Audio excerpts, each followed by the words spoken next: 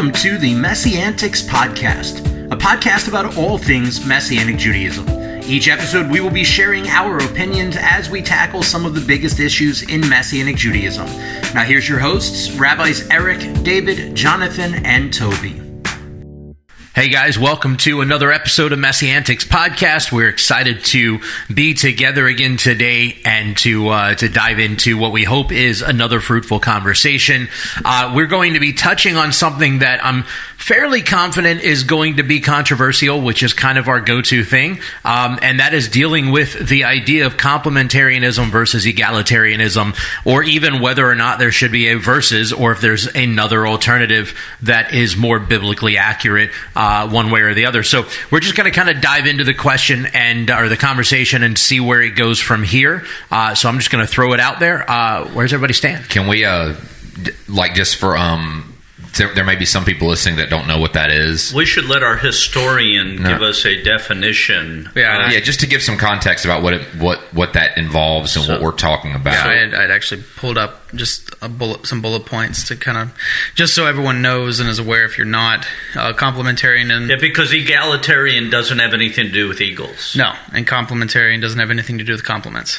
But complementarianism, basically, they believe men and women are equal as people. Again, what was that? Complementarianism. If you hold strictly to that belief, you believe that men and women are equal, right? Okay. In the sense of like being a existing being. You said men and women so fast. That's why. Oh, sorry. Well, it's 2023. I'm trying to we were trying to figure out which Hebrew word that was. Sound like you said minimum. Minimum. So they believe men and women are the same in value, but right. in the sense of doing, in the sense of practice, and what their goal requirements are, what roles and responsibilities. Yeah, that's that they're different, and that they not only are different, but they actually should be enforced their differences. So, for example, men and only men can hold leadership positions over other men. Women can hold positions in congregations that are not, as long as they aren't in authority over men, right? Quote unquote. But men can be authority over women and men. Yes, well, men are the pinnacle in the complementarian view of authority, but women can only be over women. They hold a patriarchal view of the family, so father's the head of the family. Mom is the best, the sort of the best view of what mom is or wife is supposed to be is stay at home. Maybe a lot of them homeschool, so mom stays at home and homeschools. Barefoot, pregnant, and in the kitchen. Yeah, sells essential oils on the side. The view, and that but they do hold the view that men are not supposed to be. They hold the view. Let me preface this: they hold the view that men are not supposed to be tyrannical or oppressive, but that they're supposed to love their wives, as Messiah loved the body. And so that they're not supposed to be these abusive things. However, we can get more into that later, how you may hold that view, but in practice it turns out to be different a lot of times. Egalitarians, again, it's like complementarians. There may be a wavelength of differing opinions, but basically they hold the view that men and women are equal, and men and women can hold positions of leadership within congregations, to include that means that women can also be in places where they can teach and hold authority and decision making that men would have to adhere to, so they can be quote unquote over men. It's a little oversimplistic, but as I'm describing these, spouses are equally responsible for the family. So it's not mom's responsible just for kids and the dishes and the laundry and the running the household, but mother and father, husband and wife, are responsible for the functioning of the household. And all decisions are made. And all decisions are made, for the most part, jointly.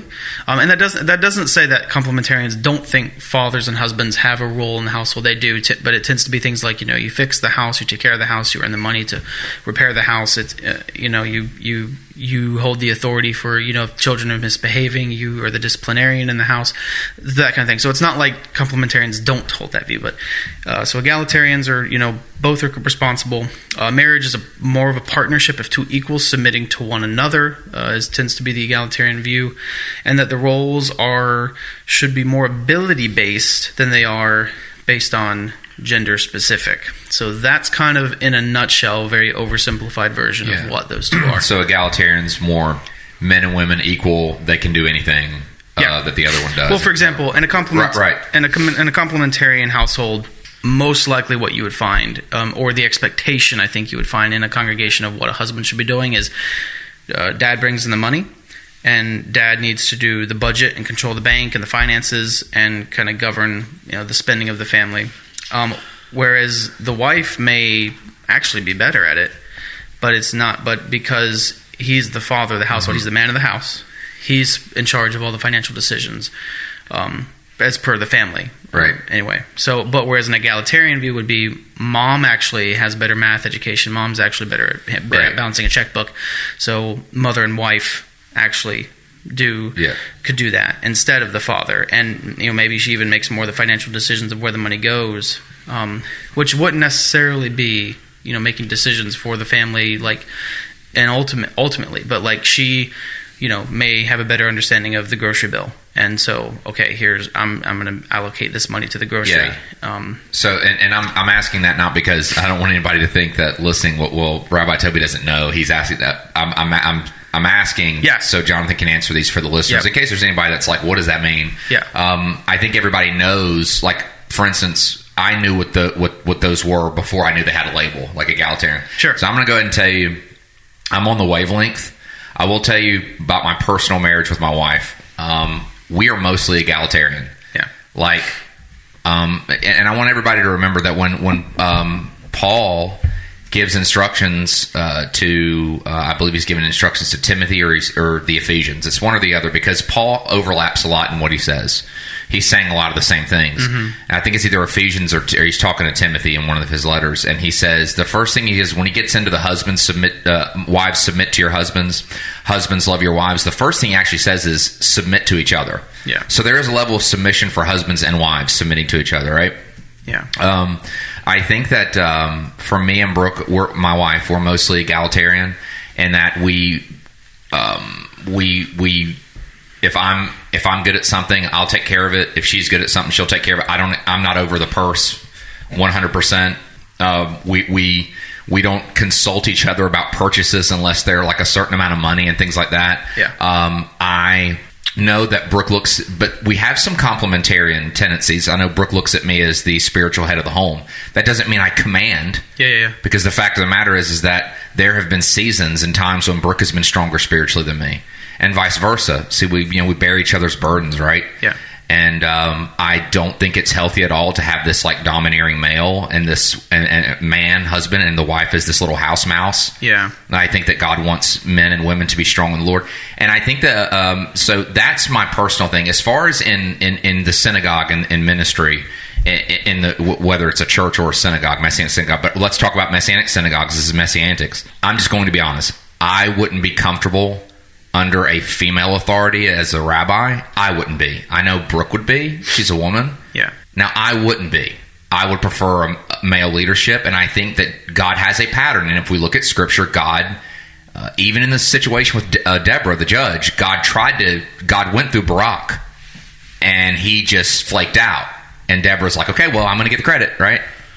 Well, let me say this in that Deborah was a judge of Israel before the battle with Barak and all that. Yeah. So she was already those are two separate things. She was already in a position as the judge of Israel, and then they're going out to fight, and Barak is the Lord's telling him to go out and defeat this enemy. Yeah. And he says, I'm only going to go if Deborah comes with me. And so we sometimes look at that as if there was a man available, then Deborah wouldn't have been the judge. We don't really know that from the text. Okay, and we definitely don't get that from Scripture. But what's interesting with all this is, to me, it's funny because we were talking about what were we going to talk about yesterday, and then today when I open up my Facebook, and I know my son's going to have some smart aleck remark about Facebook and my process of it. But there was a post that somebody reacted to that I wrote in 2019 about this topic, just out from nowhere. I wrote this in 2019. That was pre-COVID, so I mean that's way back. Yeah, way back. This is like in the old times, the old days, the old country. And here's what I had wrote, and this was actually in a response to a John MacArthur statement about women preachers that he made way back then. So this is what I wrote. I have had a number of people ask me to respond to John MacArthur's statement about women preachers. So here's my response. I don't know what I think about women preachers, but I know I would not be a believer if it wasn't for one. I know that one taught me most of what I learned as a young believer. I know that when I asked her questions, she took time to answer. So while I don't know what I think about women preaching, I also know what I think isn't as relevant as what God thinks, and he chose to use a woman to help change my life. So what I wanted to say here is I agree with Toby to a great extent. I don't know how comfortable I would be in a congregation that was primarily led by a woman. Mm-hmm.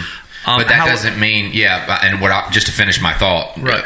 I just was saying I wouldn't be comfortable, but that doesn't mean that if another man's comfortable submitting to that authority, that it's wrong. I think that's fine. Right, and the truth is, I don't know that my being uncomfortable isn't my problem. Mm-hmm. Rather than sounds like a personal issue. Rather than God's problem. In other words, there's a lot of things that I look at, and it could be me very much. But here's the thing, and when it comes to egalitarian and complementarian mentalities, the real dividing issue comes with that, the leadership aspect, because even the most egalitarian couple have to have somebody ultimately that makes a decision when there's a division. Right. Somebody, either the man or the woman, somebody is the final, okay, we've talked about it, now we're going to do this. Yeah. And in the most complementarian family, the husband may change the diapers, he may fix the kids' food, so the lines are not as fixed as some people say in these things, that there are roles only for women and there are roles only for men. The primary argument comes at, should women be pastors or rabbis or head leaders? Mm-hmm. And then sub to that is, should women teach men? Almost everybody will say women can teach women. But the dividing line is not so much all of the other things, like who does the budget, who does math better, all that. When we actually shake it down, even the most egalitarian or the most complementarian people blend those things, and the lines shift back and forth as time goes on. But the real kicker is, should women be rabbis, or should women be pastors, or should they be the senior leader in a congregation?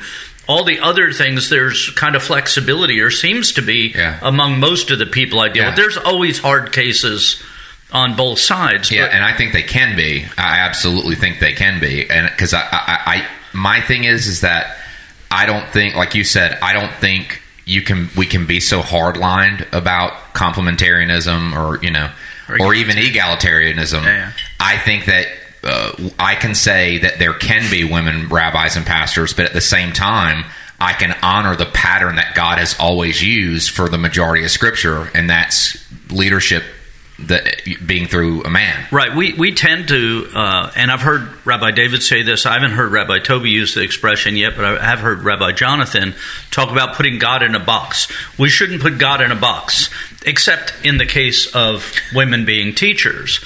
And I'm not saying all women should be teachers, or they shouldn't. All of those things are up for the discussion we're having.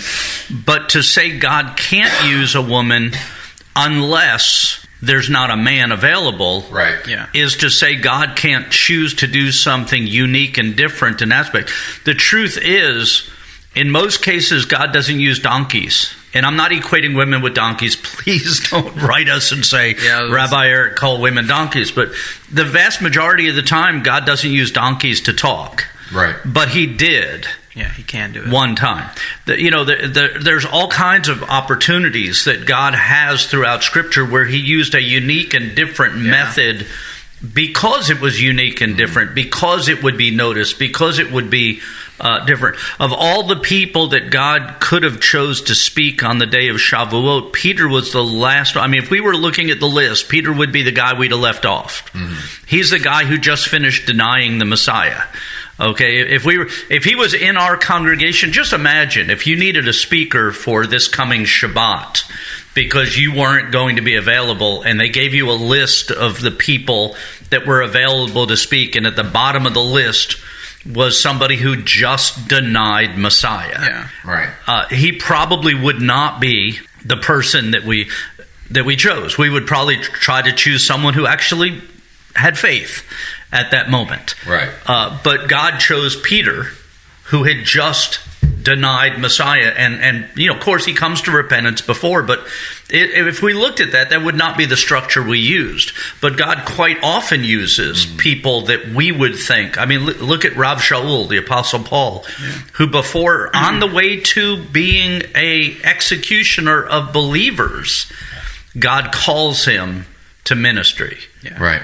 And so we have to be really careful in our humanity that we don't place God in a box that reduces his ability to use who he wants to because of our own preconceived notions based on the norm. Right. And the norm is, it appears, God chose men to be the primary rabbis, pastors, leaders, and so on. Yeah. But just because he used them as the primary doesn't mean the only, or that was the only way it could be or should be. Yeah, it's like the whole, and it's always funny to me, the people that really fight hard over like, well, God would never use a woman for, as like, they're always the people who also champion like the sovereignty of God as being like, like God is sovereign over all. Like, so I'm like, so you, in saying that, think that God is not sovereign, God then can't choose to pick a woman then because, he just wouldn't do that. I don't mind hearing, I don't mind when ladies and women advocate for being looked at in God's eyes as with the same value and with the same potential. Yeah. As men, I don't have an issue with that. But the spirit behind it does matter. And there has to be a spirit of humility and not the future is female type spirit, you know what I'm saying? So I can tell you, having gone, when I was in school, I went to Nyack College, which is now Alliance University. But I went to Nyack College for pastoral ministries, bachelor's in pastoral ministries with concentration in Messianic Jewish studies, and there were a ton of female students in the pastoral ministries department, and I can honestly tell you that, like, for instance, preaching and homiletics classes, most of them were way better than most of the dudes, no doubt about it. Yeah. And they knew the word really well, right? And I think we have a because of, as you guys were saying earlier, like, it's just kind of always been this way. Is like that's the support for why women shouldn't be in certain roles, or that certain roles are only for men, or however you want to look at it. I want to point out one thing, though, that I think is vital to the conversation in terms of trying to grasp it in context. Like, we've already talked about Deborah, and there are a few other ladies throughout Scripture that were significant leaders in Israel and in the body of Messiah. But one of the primary kind of texts that people use to try and say that women can't be in certain positions in a community is 1 Timothy 3, and then also in Titus it's kind of reiterated. And 1 Timothy 3 deals with like a shepherd, overseer, what we would consider an elder or a pastor, rabbi kind of a role in the first few verses, and then the starting in verse 8 he deals with what we'd say in Hebrew shamashim, or servant leaders, deacons as the church often calls them.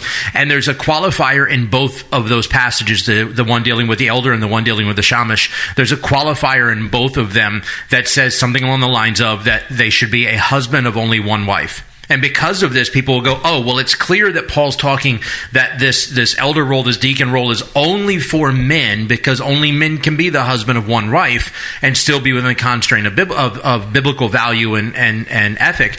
The problem with that statement is that in verse 8, where he talks about servant leaders, the word used there that we use in Hebrew is shamash, or shamashim plural.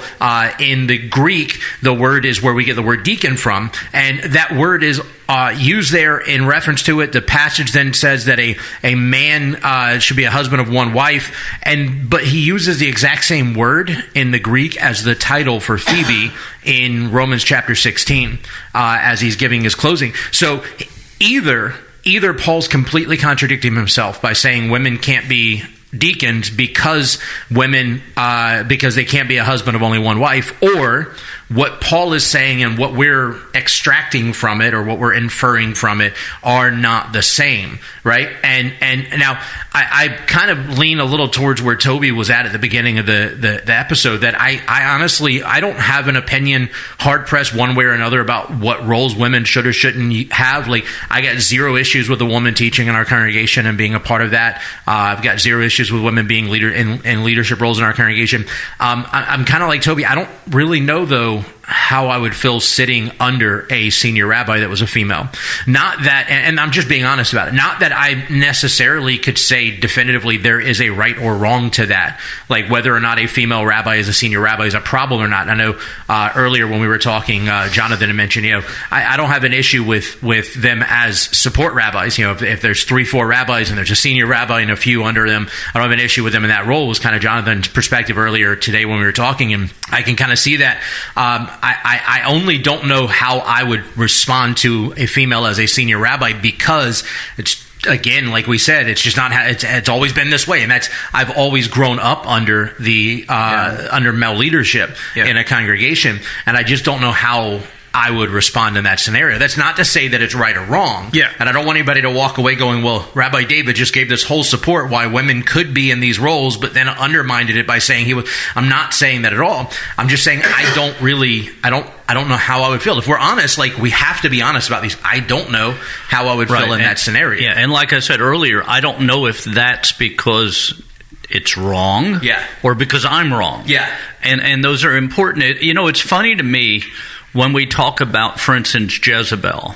So Jezebel was the queen of Israel. Her husband Ahab was the king of Israel, but she was kind of in charge, and he was kind of did what she said. Yeah. And so whenever a woman starts to rise up through some kind of authority or position, quite often we'll hear they have a Jezebel spirit. Right. But I've never heard anybody say she has a Deborah spirit. Yeah. Right. Deborah, nowhere in the Bible is Deborah spoken of in a negative way.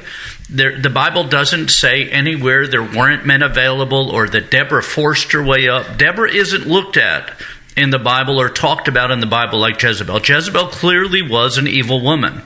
Yes. But Deborah was the primary judge of the nation. She was the one, she sat in the role of Moses as the one that dealt with the problems of the nation that were too large for the local people. Some did 10, some did 100, some did, and so on. She was the primary, and she was such a strong leader and so connected to God spiritually, or at least in the eyes of Barak, that Barak said, I'm not going into battle unless she's with me. Well, and actually there is an argument that Barak is her husband, because there's two names given. The name of her husband is given earlier in the text, like Lapidoth or something, something like that. I don't have the text in front of me, but his name and Barak's name mean the same thing, like flash of light or shining, thing. And so there's an argument that, like, there's more to this story than just the surface. Like, it'd be like, and I want to be clear, and be like, hey, Catherine, like, I really don't want to go unless you come with me. Which in the ancient days was normal for the families to go together to combat. The families would stay in the encampments, and the men would all, skewer each other. Right. And so there's this whole thing going on that we have to understand that there are women that have that rebellious, I'm going to usurp authority, I'm going to force my way in, my will. There are also men that have that same attitude. Every one of us that if you've ever been in ministry, you've ever been in charge, There have been there's somebody who they knew better, they were smarter than you, they were smarter than everybody else. Their way was going to be the way. And so to say the Jezebel spirit, there is, but there are also Deborahs. There are also women that God has called and gifted, and for such a time as this, and I hate to overuse that expression because Jonathan loves it so much. Don't even start. But that God called for a moment or a purpose or a time or a season to be in leadership. Yes, and I do believe that, and I just want to say, just agreeing with Rabbi Eric, that attitude is important, because women in the faith that have this air of men suck, we don't need men, blah, blah, blah, blah. That's just as bad as the most misogynistic, toxic male. That's the same. It's the same spirit, different form. Yeah. And I also just want to say, I do believe that the new covenant does bring a new level of egalitarianism. I mean, Paul talks about it several times. Well, I actually think it restores a level of egalitarianism that existed previous, because if you look all the way back to Abraham and Sarah, Sarah tells Abraham to be with Hagar, and the whole thing happens, and then Abraham goes to God and says, "What should I do?" And God says, "Go ask Sarah and do what she says." There's an egalitarian nature to Judaism, to biblical Judaism, but as with almost everything else, we mess it up. We unalign it and we go on.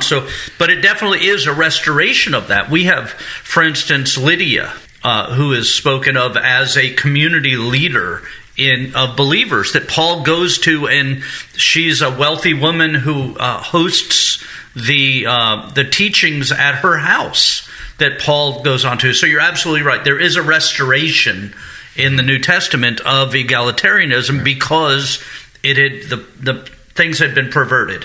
And likewise, Toby, we have. I absolutely. I don't want anybody to listen to this podcast and leave thinking we don't think that God has a family structure that He ordained with a husband, a wife, children, and roles, responsibilities, and ultimately God placed the husband as the covering for the family. Now, that's not covering in a dictatorship, because God is the king and we're His servants. But the reason we're having so much problem in the world right now is because we've disaligned the family and the community. And then we as if both of those things are exactly the same, and they're not. So one of the things I think is important to understand in terms of looking at egalitarian complementarian from the family perspective is what Rabbi Eric was just kind of talking about, is dealt with pretty heavily in some of Paul's letters. Like in Ephesians, he talks pretty heavily on relationship of husband and wife, relationship of parent and child, relationship of master and slave. And what's really interesting and I think intriguing to those passages is that, for instance, people love to quote that the wife should submit to the husband, right? That the wife is supposed to submit to her husband. Rarely do we see somebody quote that the next thing, which is that in order for the wife to be willing to submit, and it's not submit their will, it's not become like under the thumb of their husband, it's not become a slave of their husband, but in order for them to submit their will, not submit their autonomy, but submit their will in the sense that they trust the husband is the spiritual head of the household, that the husband is going to lead them in a direction that is righteous and holy, right? They're not supposed to submit their will in the sense of they give up all autonomy, but they submit out of trust to the faithfulness of their husband.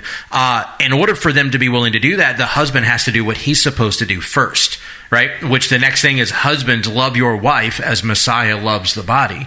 Yeah. And I think so often, especially in the trumped up, and not that all complementarianism is this way, but the trumped up men overlord perspective of complementarianism. And let's not pretend a lot of it isn't that way, though. Correct. Yeah. But the male overlord complementarian perspective that tends to be out there, that's not at all what God was talking about. That's not at all what Paul was getting at. Paul was saying, look, you've got to be willing to lay your life down for your wife, right? You need to have your heart right, your discipleship right, your walk with the Lord right, your faith right, your everything in alignment with with the will of God for your wife to trust that she can submit to your authority and your spiritual headship. And if you're not willing to do that, then you can't expect her to submit to you. And I think that's why, and I don't know if this is the case and if you guys have experienced this as much in your congregation, I kind of feel like it's probably a broad-based reality because I've experienced in other communities that we've been in, is that Messianic Judaism, we have this like unique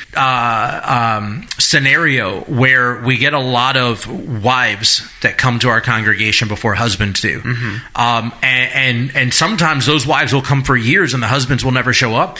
Sometimes the husbands will finally come. Like we've had a few that they finally started coming, fell in love with it and started, but it took a while for the wife to come and do it. And I think a big part of that is those wives are going, hey, I don't see you submitting. I don't see you loving me in the way that the word says you're supposed to love me as Messiah loves the body. So I can't fully submit to your spiritual leadership until we're in alignment with the direction of where this is supposed to go. And I think because of the fact that we've kind of screwed up what Paul was getting at and made it what we want it to be so that we can masculine overlord over the women of the world around us, until we can get past that and recognize that there's a give-take in that conversation, we're never going to get there. That whole chapter is dealing with order in the body of Messiah, and there's proper order. And with that, I just want to throw out one more thing, which is Proverbs 31, I think, answers this whole question, right? Because Proverbs 31, the woman of valor in Proverbs 31, the Eshet Chayil, she is not under some authoritative overlord. I just want to throw this in as you jump in before you get into that, is we tend in Christian translations, instead of saying a woman of valor, which is what it says in the Hebrew, it says a virtuous woman. It actually changes it from a strong female descriptive to a she's virtuous. She's, so it's important. Now go ahead and what you're saying. But if you pay attention to the text of the Eshet Chayil in Proverbs 31, she adds to the family finances. She takes care of the family household finances. She buys fields when she sees it's needed and helps plan them. She's very active in it's very egalitarian, if you would, the approach. And she makes it so that the husband can go and sit at the gate and be respected and have those conversations. Which in that case, I would even say, like, it's not even so much that she's adding to the family's finances, but that she may actually be the core of the family's finances, which is like, you look at Yeshua's ministry, Yeshua's ministry, like, where did they get the funds for their ministry? And the Bible, the Brit Chadashah tells us who funded their ministry. It was, the women that were coming alongside them, the wives of wealthy patrons, who were able to, who because they probably had their hands in the budget and the purse and where the money was being doled out to, they were like,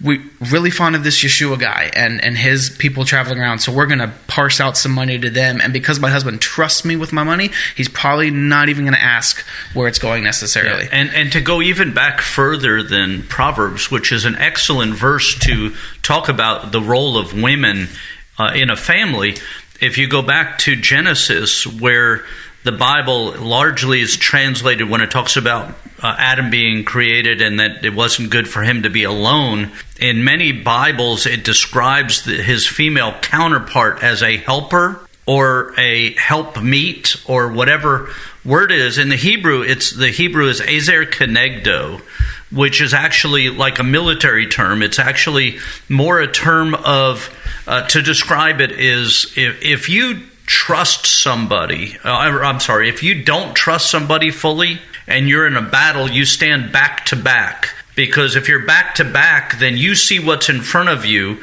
and the person that's fighting with you, though you may not fully trust them, sees everything in front of them, and they're going to protect themselves, and because they're protecting themselves, it will protect your backside. This word is actually descriptive of two people who trust each other so much that in the battle, they face each other and look at each other and past each other to defend something that's coming up from the rear side, from the other side. And that you trust that person so much that even though you can't see behind you, you know that they've got your back. And it's a military type term. This is God saying it wasn't good for Adam to be by himself because he couldn't see behind him. He couldn't protect his rear guard. He couldn't. So I'm going to give him a helper that's so trustworthy and has the position to watch his back while facing him so that he can fully trust in her, which is totally different from helper, like go do my laundry, go do my dishes, tend to the children, do this. Yeah. That is not at all what this word is describing. You describing the meaning of that word now makes me want to go watch The Expendables, because now I've got a picture of Chuck Norris and Sylvester Stallone fighting together. Yeah, but and I mean, and just in my own personal view, like I honestly think, hardlining egalitarianism or complementarianism, I think is both wrong. There's some really good ideas in both. There's some really bad ideas and really bad practices that come with both, and we see that in the body, not just Messianic Judaism, but in the body of Messiah as a whole today.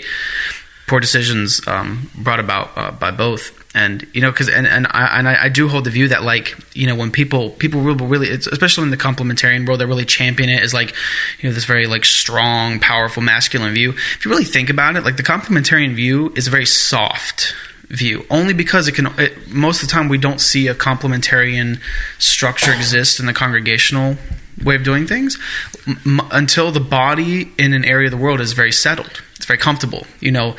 Most of the world today, developing churches, developing leadership in Christian circles in places that are actually facing persecution and actually facing real hardship. Places like Iran, places like Pakistan, different places in Africa. Most of the leaders there are women. Most of the people that are spiritually mature enough to lead the bodies there are women. And that's the same for the body of believers just in today and like in our country, right? Yeah. What I'm saying is like most churches and synagogues, I would probably say follow the same pattern, but it's why, like what David was saying, when we see wives come in. First a lot of time, sometimes I think it's like 60% or something like that. It's women. It's interesting when complementarianism in its strong side has men demanding submission, demanding things. It reminds me when I was young, I went to a restaurant. Go get me a sandwich. Yeah, I went to a restaurant with one of my uncles, and the people that were there were all these were business people, successful business people and such. And we're in this restaurant, and this man comes in with almost an entourage of people and made a big presentation of arriving and being there. And I looked at my uncle, and my uncle said, "You see that guy?" And I said, "Yeah, he's new money. He's trying to make himself seem as if he's successful. He wants the airs of success. But people that are really successful don't have to make a show of it or demand it. Yeah. And men, if you're submitting to your wife, and as Rabbi David said earlier, before it gets to wives submit to your own husbands, it says husbands, wives submit to each other. But you got to pass that before you get to the other.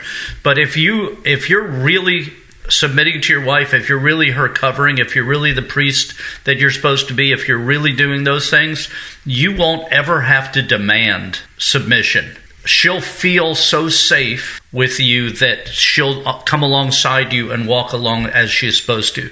You'll feel safe with her that you don't have to force her to be submissive or that way.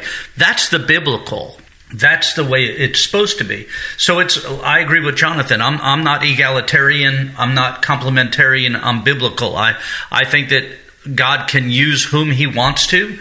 I think that primarily we see in the scripture the example of male leadership primarily, but we also see example of female leadership, and it's not female leadership because were no men available, but because God chose and called a woman for that purpose, for that season, for that time, and that God is still in the same business. He chooses who he uses. Whether we like it or not. And because something is out of the norm doesn't make it wrong if God's doing it.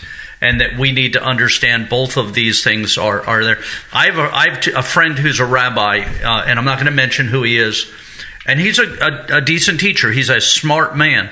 But I promise you, I would listen to 10 hours of his wife's teaching as much as 1 hour of his teaching. His wife is so much more an engaging teacher than he is, that when she presents information, it draws you into what she's teaching, where when he teaches, he's teaching information. It's good information, and he's a successful leader and has a strong congregation. But his wife is so much more engaging a teacher. It's almost like the difference between listening to somebody who's an engaging teacher and the Visine guy. Who the Visine guy, the information's accurate. It's that, it gets the readout. That's all true. It's all, but it's just hard to listen to sometimes. Yeah. I had another thing that I was thinking about. Like, I hate the argument between the two, because they really do kind of, a lot of times it ends up being just people who are like hardlining, I want to be controlling in my relationship, especially with men for whatever reason. And those arguments tend to more be, this is what I've always been told. Like, this is my tradition. This is my denomination's tradition. This is what we believe, and it's got to be the Lord's word, right? Yeah, and God forbid there be another way. That's right. Yeah, and remember that this is how it always was, is the reason why many Jewish people don't accept Yeshua. Yeah. It's just that way. Now, I want to deal with one more quick verse before we end, because it's one verse we haven't talked about, and it's the one where it says, "Wives, women, be silent in the congregation. If you have any questions, ask your husband when you get home." Yeah, God forbid we look at historical context, right? And that's one of the things people always bring up. Women are supposed to be silent in the congregation, but if you read it in context, first of all, the men and the women were separated. In those days for various reasons, but one is because of the children, the noise, and those kind of things. Also, the cleanliness rituals and responsibilities. But the verse doesn't end with "women be silent in the congregation." It continues with, "If you have any questions, ask your husband at home." If the woman is teaching the teaching, if she's teaching the class, she's not the one who would ask questions to her husband at home, who would need to understand. She would be the one presenting it, and the students would be the ones who were listening and saying, "I don't quite understand that," or "I didn't hear that correctly," or whatever. So the context of that verse doesn't make sense to say women aren't supposed to speak in the congregation at all, because it doesn't just end with "women be silent in the congregation." It goes on to, "If you have any questions, ask your husband when you get home." That's because the husbands were closer to the teaching, and so they would hear, and then they could answer those questions from the noisy part of the room where the children and such. You might need to describe like the physical layout of an ancient synagogue, so that way, because like closer to the teaching doesn't mean like it was front and rear. You would have the men up front, the women in the rear, or the men on the floor, the women up top.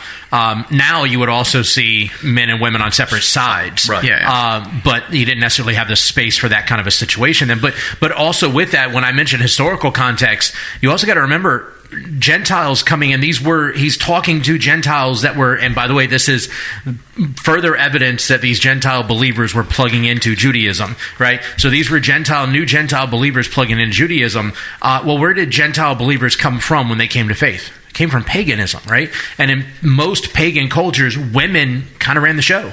Right, you had temple prostitutes that were predominantly female. There were male, but Vestal virgins. Yeah, and I mean the women were the big dogs, if you would. And so when they were coming into a Jewish synagogue where that really wasn't typically the case, they had to learn something new, right? You can't be in the back, you didn't understand something, and then disrupt everything, especially because Judaism is all about proper order. Right. And disrupt everything. Hey, I didn't hear that. Say it again. Repeat it again. Say it one more time. Say that prayer again. And so Paul was saying, look, don't disrupt everything. Don't come out of order to find out. Ask that question on your way home. Or better yet, go up to the rabbi or whoever's teaching at the end of the session and ask them, or do whatever. But don't disrupt everything. Don't ruin everybody's experience and that, although Paul is specifically saying that about women, that doesn't mean that men can't be disruptors also. Right. He also goes to say everything must be done in decency and in order in another place, which includes everybody. Yeah. So again, this is in context of the culture, the history, the time, and the words themselves. There's no way you can look at that verse and say women shouldn't be teachers based on that verse, because it's not talking about women teachers. It's talking about women learners and how they should respond. Yeah, I was before we went down that. I had something before we went down that trail about like one of the reasons why I can't stand this argument is all of us here are married, all of us, and some of us have been married longer than others. But whenever I'm in these conversations in forums or on social media, and this kind of thing always drives me nuts. Like when it's people who don't even really have a leg in the race are really championing a side, and it's, for whatever reason, you'll have like and people that aren't married are the biggest proponents of. Well, it's the single men that you have these like super hardcore, like almost I would say like abusive complementarian like views. Are like, and they're like single, they're unmarried. The young restless reform. The young restless reform, the daddy problem boys. I would, and so my thing is like, look, dude, I hope you calm down so a woman will actually want you to take care of her and love her, because right now you are not the caring, loving kind of person. Yeah, it's amazing how often it's the men who don't have wives that are expert at being husbands, experts at marriage, and the parent people without children are the experts at how to handle children. Yeah. And it's just not. Yeah, and I will say the same thing goes with egalitarianism. If you are like championing the feminist, woke drive on the egalitarian side, that's just as incorrect, just as wrong.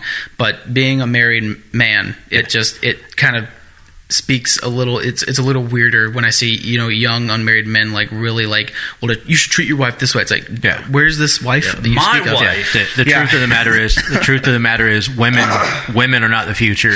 Unity is the future. Amen. And so whether it's male leader, female leader, what have you, our goal, our target should be unity above all else. Right, and it should be biblical accuracy in this discussion. And when we look at the fullness of the Bible, we see that there is a role for a complementarian format, while at the same time understanding that the egalitarian nature is housed within the full scope of community. Yeah. Well, with that said, we thank you for joining us for this episode. We hope that it was as beneficial to you as it was enjoyable for us to have the conversation. If you have any questions or thoughts, please throw them out. By the way, just as a wrap out, I should have said this at the beginning. We did actually have somebody ask us a question about this week. It wasn't why it was brought up, but somebody did ask us, I want to hear your opinion on female rabbis. So there you go. You've heard our opinion, which is...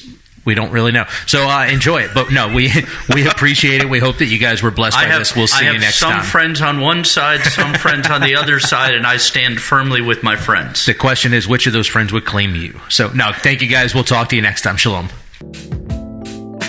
Thank you for listening to the MessianTics podcast. Make sure to subscribe so you can be notified every time we drop a new episode. And be sure to follow and interact with us on social media at MessianTics Podcast.